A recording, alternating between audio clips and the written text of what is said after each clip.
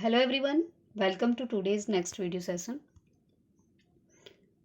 हाँ तो स्टूडेंट्स, आज हम कर रहे थे कि किस तरह से जो ब्रिटेन का नेशनलिज्म है वो बाकी अदर कंट्रीज़, यूरोप की बाकी अदर यूरोपियन कंट्री से किस तरह अलग है। इसके दो पॉइंट हमने डिस्कस किए, सिविल वार इन इंग्लैंड और ग्लोरियस रेवोल्यूशन, ये हमने डिस्कस कर लिए 2 पॉइंट्स। अब थर्ड पॉइंट है इसका कि एथनिक नेशनलिटीज़ क्या था। कह रहा कि जो 18th सेंचुरी थी उस टाइम 18th सेंचुरी में कोई कोई ब्रिटिश नेशन नहीं था, मतलब तो उसके जो इनहेबिटेंट थे वहाँ के, उससे पहले के, वहाँ वो अलग अलग ग्रुप थे।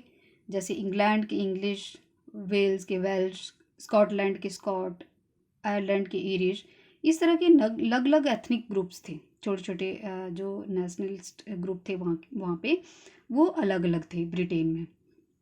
और वहाँ पे एक पार्लियामेंट जो थी, जो इंग्लैंड की पार्लियामेंट थी, उसमें भी इंग्लिश लोगों की ही ज़्यादातर, मतलब सुपरमेसी थी। ज़्यादातर इंग्लिश के ही सेंट्रलाइज्ड था वो, मतलब जो इंग्लिश लोगों के ही कंट्रोल में था। तो ये वहाँ पे नेशनलिटीज़ की जो है एथनिक ग्रुप्स थे वहाँ पे अलग अलग छोटे छोटे। तो नेक्स्ट है इसका रूल ऑफ पार्लियामेंट। अब इसकी जो नेशनलिज्म है उसकी फीलिंग में रोल ऑफ पार्लियामेंट का क्या रोल रहा। तो ब्रिटेन की जो पार्लियामेंट थी उसमें जो है ज़्यादातर मोनार्क लोगों का प्रभुत्व था, और ये इंग्लिश ही ज़्यादा थी वहाँ पे। बहुमत में इंग्लिश ही थे, उन्हीं का डोमिनेंस था, मतलब इंग्लैंड की जो पार्लियामेंट थी, ब्रिटेन की जो पार्लियामेंट थी उसमें। और अलग अलग कल्चर्स जो थे, इसलिए जो जैसे मैंने कहा पीछे की अलग अलग एथनिक ग्रुप्स थे, जैसे स्कॉटिश थे, ईरिश थे, वेल्स थे। तो इन सबको जो इंग्लिश थे उन्होंने दबा दिया, बाकी अदर कल्चर्स को उन्होंने दबा दिया, और सिर्फ एक इंग्लिश कल्चर को, जो इंग्लैंड का कल्चर था, उसी को ज़्यादा जो है वो प्रमोट किया गया वहाँ पे।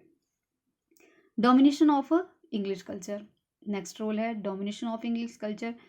जैसे मैंने बताया कि इंग्लिश कल्चर का डोमिनेशन था। ब्रिटिश यूनियन जो बाकी अदर स्टेट्स थी, वो उनको भी उनके सेम सिंबल कर दिए गए, सेम फ्लैग कर दिया गया। नेशनल एंथम जो भी ब्रिटेन का ही जो था, इंग्लैंड का ही जो था, उसी को प्रमोट किया गया।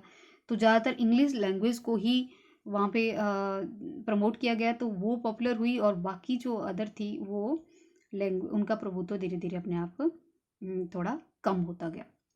नेक्स्ट है इंटीग्रेशन ऑफ अदर किंगडम्स। बाकी जो अदर किंगडम्स थे उनको कैसे इंटीग्रेट किया, उनको कैसे इकट्ठा किया। तो बाकी अदर कंट्री में जैसे कोई, जैसे बिस्मार्क ने जर्मनी को जो जब यूनाइट किया तो उसने इतने सारे युद्ध लड़े, तब जाके उनको हरा के अपने अंडर किया। लेकिन ऐसा जो है वो ब्रिटेन के नज़रिए में नहीं हुआ। ब्रिटेन के यूनिफिकेशन के टाइम ऐसा नहीं हुआ, क्योंकि इंग्लैंड वहाँ पे एक अकेली अथॉरिटी थी जिसने स्कॉटलैंड और आयरलैंड को भी अपने उन्होंने खुद ही उसकी अथॉरिटी को एक्सेप्ट कर लिया था। और जो बाद में वहाँ के रिबेलियन थे स्कॉटलैंड के, वो उनके साथ में जो ब्रिटिश नेशन थे, अकॉर्डिंग टू एक्ट, उनके साथ एक एक्ट साइन हुआ 1707 में, इसलिए जो स्कॉटलैंड था वो भी उनके साथ आ गया। Likewise in Ireland protesters were helped by the English. जो आयरलैंड के जो प्रोटेस्टर्स थे उनको भी अंग्रेज़ों ने हेल्प किया। तो इस तरह से अब जो वहाँ के कैथोलिक ने जो वहाँ पे एक रिवोल्ट किया था, तो जो अगर आप रिवोल्ट जो कर रहा है आयरलैंड में, कैथोलिक ने रिवोल्ट किया था, रिवोल्ट करने वालों के साथ इंग्लैंड के जो लोग थे, इंग्लिश जो थे, उन्होंने उनकी सपोर्ट करना शुरू कर दी। अब आयरलैंड को भी अपने घुटने टेकने पड़े। तो इस तरह से फोर्सिबली बाद में आयरलैंड को भी इंग्लैंड के साथ, ब्रिटेन के साथ मिला दिया गया, और ये यूनाइटेड किंगडम बन गया, जो इंटीग्रेट हुआ 1801 में। तो किस तरह से हम देखते हैं कि बाकी अदर कंट्री में जिस तरह से ब्लडशेड हुआ और ज़बरदस्ती जो है वो लड़ाई करके लोगों को अपने डोमिनेंस में किया गया, वहाँ पे ऐसा नहीं देखने को मिला। ज़्यादातर जो किंगडम थे वो खुद ही उन्होंने उनकी एक्सेप्टेंस कर ली, उनकी अथॉरिटी की एक्सेप्टेंस जो थी वो इंग्लैंड की अथॉरिटी की एक्सेप्टेंस कर ली, इंग्लिश की एक्सेप्टेंस कर ली, और इसीलिए इंग्लिश और इंग्लिश लैंग्वेज को ही ज़्यादा प्रमोशन वहाँ पे मिले।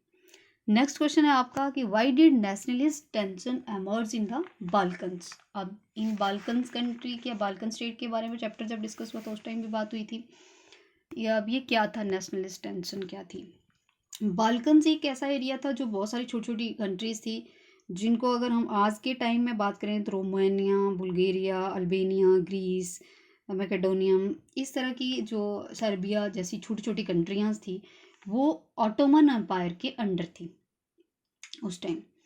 तो अब क्या हुआ कि जो डिक्लाइन ऑफ ऑटोमन एम्पायर का जो था डिक्लाइन होना शुरू हो गया। तो जब ऑटोमन एम्पायर का डिक्लाइन होना शुरू हुआ, तो अब ये जो छोटी छोटी कंट्रियाँ थी, इनको कुछ एक में अपने आप ही जो है वो स्वतंत्र होने की होड़ जग गई।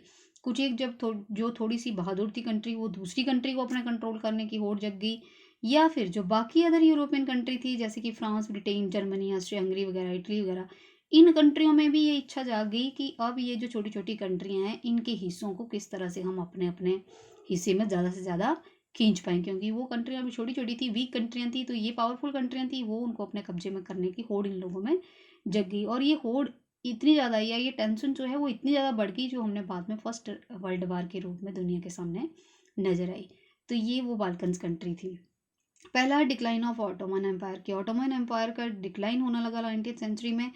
तो जो कंट्रियाँ थी उनमें आपस में, जो यूरोपियन कंट्रियाँ थी उनमें आपस में होड़ लग गई कि कौन इन कंट्रियों को ज़्यादा से ज़्यादा एक्सप्लॉइट करे और अपने अंडर लाए। तो एक ये थी। दूसरा है रोमांटिसिज्म, नेशनलिज्म की, उन कंट्रियों में भी जो रोमांटिसिज्म की लहर थी वो पहुंच चुकी थी, नेशनलिज्म की जो फीलिंग थी वो डेवलप हो चुकी थी, इसलिए ये भी अब इंडिपेंडेंट होना चाहती थी या फिर अपने एरिया को डेवलप करना चाह रही थी। तो इसीलिए वहाँ पे भी जगह जगह विद्रोह होने लगे थे, और नेशनलिज्म की फीलिंग जो थी वो क्रिएट होने लगी थी लोगों में। इसलिए टर्किस के कंट्रोल में, टर्की के सम्राट के कंट्रोल में थी ये, तो टर्की के कंट्रोल से अब ये बाहर आने लगी, और इंडिपेंडेंस जो है वो जो कई सालों से इनकी इंडिपेंडेंस जो खोई हुई थी, इसको अचीव करने लगी।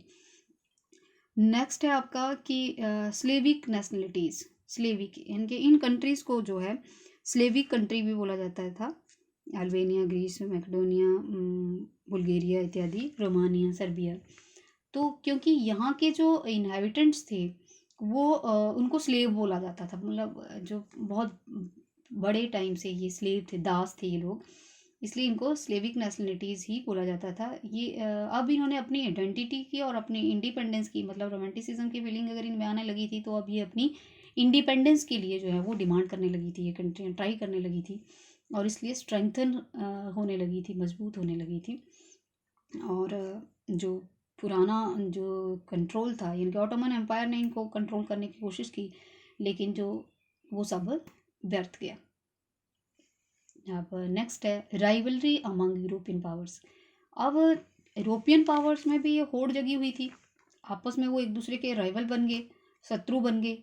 डिज़ायर उनकी इतनी ज़्यादा थी, एक सोचता था मेरे कंट्रोल में ज़्यादा से ज़्यादा कंट्रीज आए, दूसरा सोचता था मेरे कंट्रोल में ज़्यादा से ज़्यादा। तो इसलिए अब यूरोपियन जो कंट्रियाँ थी, जैसे Russia, Germany, England, Austria, Hungary वगैरह, इटली वगैरह, इनमें भी आपस में जो है वो शत्रुता पैदा होने लगी, जो बाद में जाके परिणाम बनी फर्स्ट वर्ल्ड वॉर का, जो 1914 में हमने देखा। नेक्स्ट है क्लैशेस अमंग स्लेविक नेशनलिटीज़। जो स्लेविक कंट्रीज थी उनमें आपस में भी क्लैश आने लगा। जैसे मैंने कहा कि जब नेशनल की फीलिंग उनमें बढ़ने लगी, तो जो एक कंट्री अगर स्वतंत्र हो गई, स्वतंत्र होकर उसकी इच्छाएं और जागने लगी, और उसे लगा कि क्यों ना साथ वाली जो वीक कंट्री है उसको भी मैं अपने कंट्रोल में कर लूँ। तो इस तरह की होड़ उनमें जग गई, और क्लैशेस जो हैं वो आपस में बढ़ते चले गए। इसलिए ये एरिया युद्धों में उलझ गया, कोई भी एक कंट्री दूसरी कंट्री से युद्धों में उलझी रही, और जब दो कंट्रियां आपस में लड़ती रहीं, तो तीसरे उसका फ़ायदा उठा के, जो यूरोपियन पावर थी, फिर ये उसका फ़ायदा, ये लड़ लड़ के वीक हो जाती थी, तो फिर यूरोपियन पावर्स इनका फ़ायदा उठाते, तो ये टेंशन का कारण बनी रही। इसीलिए इसको एरिया ऑफ टेंशन या Balkans area emerging, why did nationalist tension emerging Balkan जो था वो कहा गया कि इस एरिया में टेंशन जो थी वो क्रिएट हुई, और ये सब फर्स्ट वर्ल्ड वार के रूप में हम सब के सामने आई। तो इस तरह से आपका जो चैप्टर है अब वो ख़त्म होता है, इसकी एक्सरसाइज के साथ भी ख़त्म होता है। और अब इसका जैसे मंडे को टेस्ट है, इसके कुछ टॉपिक मैं आपको दे दूँगी स्टूडेंट्स, आपने उनकी अच्छे से तैयारी करनी है, बुक रीडिंग करनी है, इंटरनल जो है वो क्वेश्चन आएंगे आपको, तो ध्यान से इसकी तैयारी करनी है, फिर उसके बाद आपका ही नेक्स्ट चैप्टर जो है वो स्टार्ट होगा। Thank you.